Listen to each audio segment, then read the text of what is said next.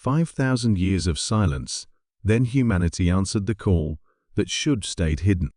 The signal had been broadcasting for 5 millennia before humanity finally developed the technology to hear it. Dr. Amara Khan stood in the silent observation chamber of the Artemis lunar base, her dark eyes fixed on the holographic display that hovered in the center of the room. The waveform pulsed with an eerie regularity that seemed both mechanical and somehow organic, like the heartbeat of something vast and ancient. "It's beautiful," she whispered to no one in particular.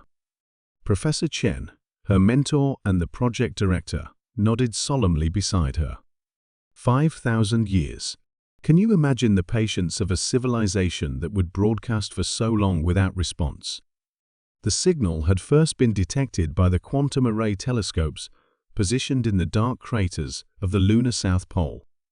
Initial analysis suggested it originated from somewhere in the vicinity of Proxima Centauri, though the exact coordinates remained frustratingly imprecise.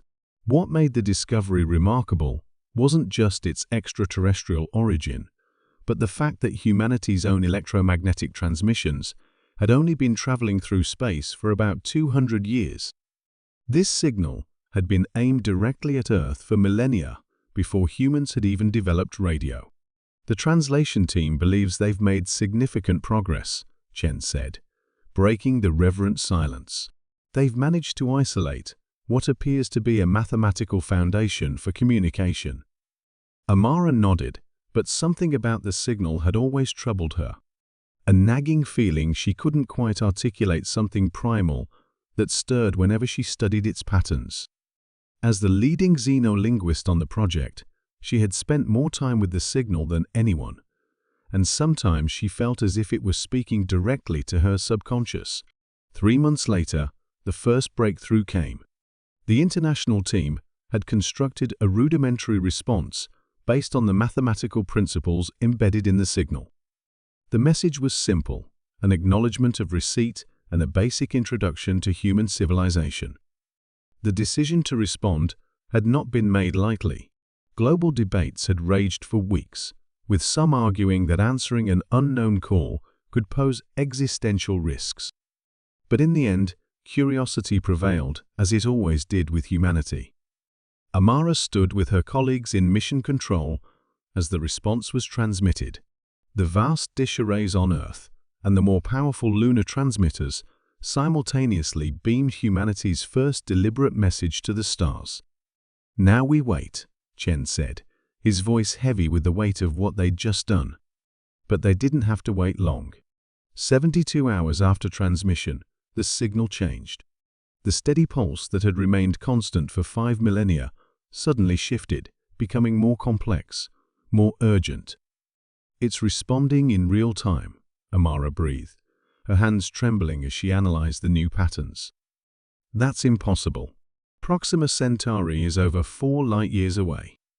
Even at the speed of light, our message couldn't have reached them yet." Chen's face paled. Then it wasn't coming from Proxima Centauri at all. Within days, the translation team made another breakthrough. The new signal contained clear instructions coordinates for a location in the asteroid belt and specifications for a device that would enable clearer communication. The scientific community was electrified. World governments allocated unprecedented resources to the project, now dubbed Prometheus. Amara, however, grew increasingly troubled. "Don't you think this is moving too quickly?" she asked Chen as they reviewed the construction plans for the device. "We still know almost nothing about who or what we're communicating with." Chen dismissed her concerns with a wave of his hand. "This is the greatest opportunity in human history, Dr. Khan. Of course, we're moving quickly." 6 months later, the device was built and installed at the specified asteroid coordinates. It was a strange amalgamation of quantum entanglement technology and more conventional electronics, far beyond current human capabilities, yet constructed entirely from materials and components they could provide. When they activated it, everything changed. The holographic display in the Artemis Command Center flickered and then solidified, into a form that resembled a shifting mass of geometric patterns, constantly morphing yet maintaining a vague humanoid shape. "We are pleased you have finally answered," the entity said, its voice a synthesized approximation of human speech that emanated from the device. "We have waited for so long." The assembled scientists and government officials watched in stunned silence. Amara felt a chill run down her spine as the being continued. "Your species has progressed much as projected. You are now ready for integration." "Integration?" Chen stepped forward, his scientific curiosity overriding his caution. "What does that mean? Who are you?" The geometric form shifted, expanding slightly. "We are the veil. We exist between. We have guided many species to ascension. You've been watching us for 5,000 years?" Amara asked. "No," the entity replied. "We have been watching you since your first primitive ancestors looked to the stars with wonder. The signal was merely a marker, a threshold test. When a species develops the technology to detect it and the wisdom to respond, they are ready." Amara's unease deepened. Ready for what? To join the chorus. Over the following weeks, the Veil shared knowledge that accelerated human technological development at an unprecedented rate. Cures for previously intractable diseases, clean energy solutions, even the theoretical framework for faster-than-light travel. But Amara couldn't shake her suspicions. Late at night in her laboratory, she analyzed and reanalyzed the original signal, searching for something everyone else had missed. Then she found it, a subtle coding buried beneath the mathematical sequences. With trembling hands, she ran the decryption program she'd developed. The message that appeared on her screen made her blood run cold. WARNINGQUARANTINEESIGNAL DONOTRESPOND ENTITYDESIG ENATED ILPERASENT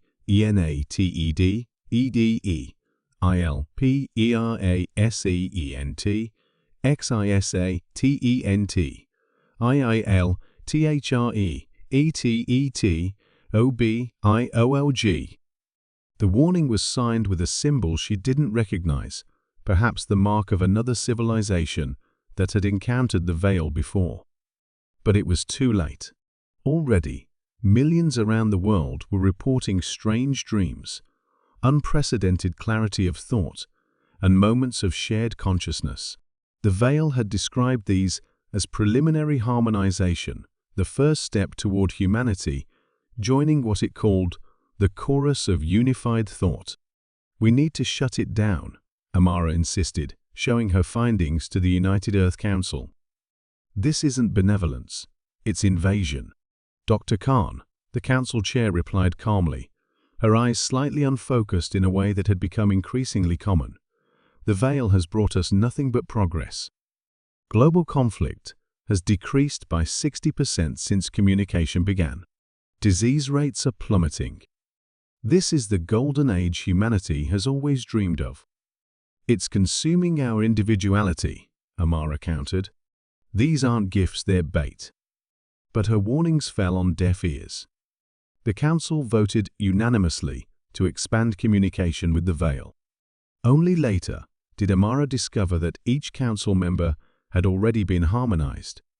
Desperate, she gathered a small group of unaffected scientists and military personnel who shared her concerns.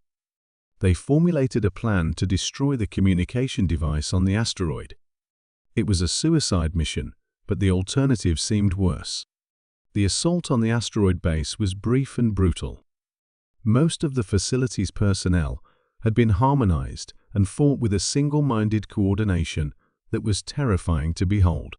Amara and her team managed to reach the central chamber, where the device pulsed with an unearthly light. "You misunderstand, Amara Khan." The Veil's voice echoed through the chamber as she placed the explosive charges. "We do not destroy. We preserve. We elevate." "You consume," she replied, activating the detonator.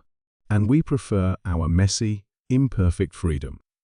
The explosion ripped through the asteroid, destroying the device. As emergency force fields engaged and the surviving team members rushed toward their escape vessel, Amara felt a moment of hope. It was premature. Back on Earth and the lunar colonies, the Harmonized continued about their business without disruption. Whatever connection the Veil had established, it no longer required the physical device to maintain it. 5 years later, Amara stood on the observation deck of the last human outpost on Europa, Jupiter's ice-covered moon. The small colony represented the final pocket of unharmonized humanity in the solar system. On Earth, over 99% of the population had joined the Veil's chorus, their individual consciousnesses subsumed into what they now called the Unity. They still looked human. They still moved through the world with apparent independence. But behind their eyes lurked something else, something vast and patient and utterly inhuman.